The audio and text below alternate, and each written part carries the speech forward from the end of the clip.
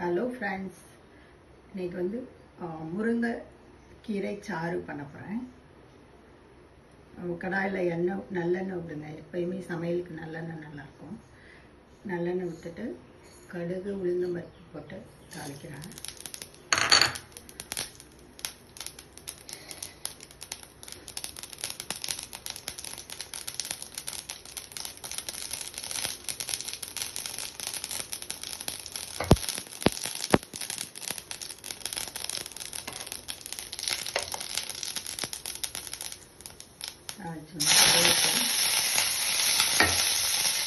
வெங்காயம்,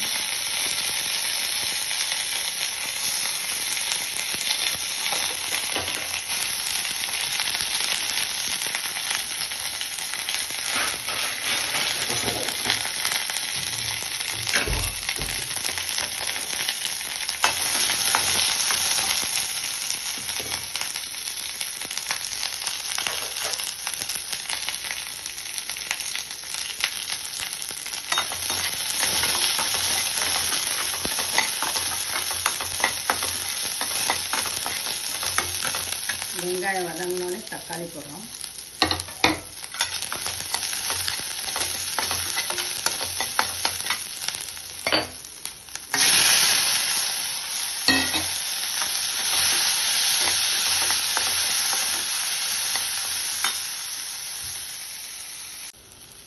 இப்போ வெங்காயம் தக்காளி நல்லா வதங்கிடுச்சுங்க. வதங்கின பிறகு நம்ம முருங்கைக்கீரையை போடணும்.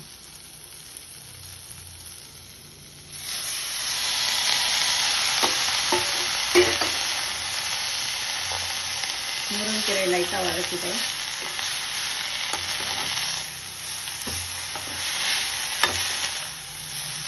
லைட்டாக கொஞ்சம் மஞ்சத்தூள், கீரைக்கு எப்போதுமே கீரை சமைக்கும்போது கொஞ்சம் மஞ்சள் தூள் போட்டாங்க.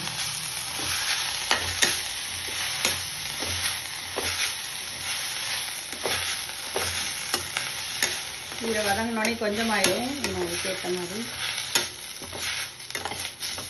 மசாலா சேர்த்துக்கலாம். இதில் வந்து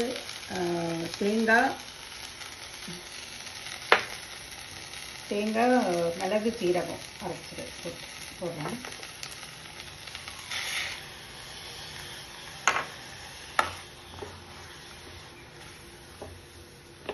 தேங்காய் கொஞ்சமாக போடணும். இன்னைக்கு கொஞ்சம் ஜாஸ்தி ஆகிடுச்சு.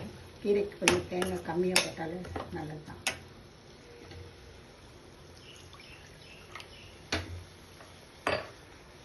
தேவையான அளவு தண்ணி ஊற்றி கீரையை நல்லா வேக விடணும். இப்போ பார்த்தீங்களா, கீரை நல்லா வெந்துடுச்சு. நம்ம கடைசியில் தான் உப்பு போடணும்.